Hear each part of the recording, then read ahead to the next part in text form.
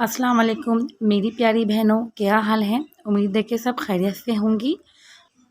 आज की रेसिपी है गाजर गोश्त, जो बहुत ही जल्द तैयार हो जाता है और बहुत ही मज़े का बनता है। हमारे चैनल को सब्सक्राइब करें, वीडियो को लाइक करें, शेयर करें। चलते हैं रेसिपी की तरफ। ये गाय का गोश्त है। अच्छा, मैंने जो है हम लोगों ने सारे इंग्रेडिएंट्स जो हैं वो आपके लिए नीचे लिख दिए ताकि आप लोगों को आसानी रहे, किसी किस्म की कोई मुश्किलात का सामना ना हो। हर इंग्रेडिएंट उसकी तादाद के साथ, क्वांटिटी के साथ लिख दिया गया है।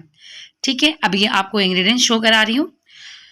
अच्छा जी, मुझे आप सब बहनों से एक और बात भी करनी थी कि बहुत ही कम वक्त में सबने बहुत प्यार दिया, बहुत सपोर्ट किया।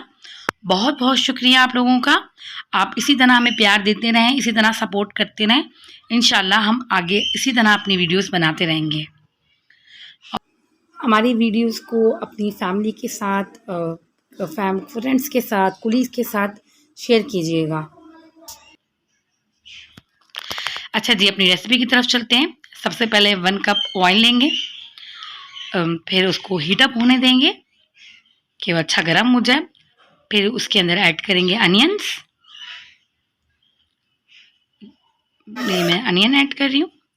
अनियन ऐड करने के बाद जब अनियंस रेड हो जाएंगी तो फिर मैं ऐड करूँगी जिंजर गार्लिक पेस्ट। फिर इसको सौते करूँगी जिंजर गार्लिक पेस्ट को, और कि अच्छा जिंजर गार्लिक पेस्ट भी अपना एक रंग पकड़ ले, सुरख हो जाए।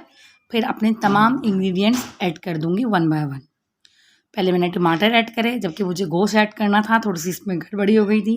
वीडियोज़ बनाते हुए थोड़ा सा ये चीज़ हो जाती है, एक सर पे हो जाती है, नहीं वीडियो बना रहे हैं। वरना जब हम नॉर्मल तरीके से बना रहे होते तो हमें पता होता है अब हमने गोश्त को भूनना है, उस पर टमाटर ऐड करने हैं। तो ये छोटी मोटी गलतियाँ हो जाती हैं कि अभी स्टार्टिंग है, और फिर हमारे बच्चे भी हैं, फिर सब होते हैं, तो उनके साथ ये सब मैनेज करना मुश्किल भी हो जाता है। लेकिन मज़ा भी बहुत आ रहा है इस चीज़ में कि बड़े मज़े से हम सारे काम कर रहे हैं। अल्लाह का शुक्र है, अभी तक कोई ऐसा मसला नहीं हुआ कि सब चीज़ें आराम से चल रही हैं स्मूथली। ऐसे ही चलती रहें, हम भी आपको वीडियोज़ बना के दिखाते रहें नई।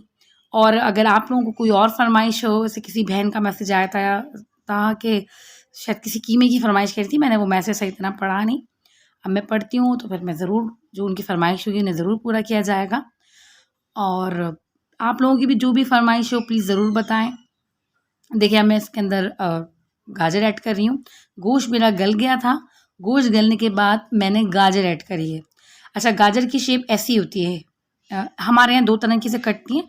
एक तरीका ये है और दूसरा तरीका ये बताऊँगी। तो इस तरह हम बीच में से हड्डी निकाल देते हैं और उसको फिर 2 हिस्सों में करके कट कर लेते हैं। ज़रा से मोटे-मोटे कट करते हैं कि अगर बारीक कट करेंगे तो वो बिल्कुल ही भुजक जाएगी गलने के बाद। तो ऐसी तो हो कि लगे, पता चले कि गाजर गोश्त बन रहा है। अब मैंने इसके अंदर पानी ऐड कर दिया और गाजर को गलने के लिए छोड़ दिया। अब मैं इसको कवर कर दूँगी।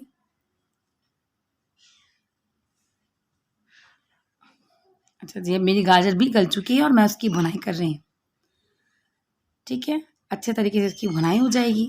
अब मैं इसके अंदर दूसरा इंग्रेडिएंट डालूँगी और वो है दही। अच्छा, दही जो होता है हमारा घर का बना हुआ होता है। हम दही घर का बना हुआ इस्तेमाल करते हैं। अगर वो ज़्यादा खट्टा होता है तो हम कम डालते हैं, और अगर वो 1 दिन पुराना होता है तो फिर हम उसको सही डालते हैं। तो दही की तादाद हम अपने हिसाब से बताते हैं कि हमारा दही जो है वो घर का होता है। हम लोग खुद घर में ही दही को जमाते हैं। ठीक है, मैंने दही भी भून ली। अच्छा, दही की भुनाई हमेशा तेज़ आँच में करा करें, हल्की आँच में वो फुटकी छोड़ती ही है। अब मैंने अपना गरम मसाला ऐड करा। गरम मसाला ऐड करने के बाद फिर मैं थोड़ा-सा भूनूँगी उसको। अच्छा, गोश्त की जो वो होता है, जो गोश्त की जो भुनाई होती है वो ज़रा अच्छी होती है, क्योंकि उससे भी ज़रा बिसांद आ जाती है। अगर आप उसको छोड़ दें, या सब्ज़ी की भुनाई भी अच्छी करनी चाहिए, उसकी भी बिसांद आने लग जाती है शोरबे के अंदर।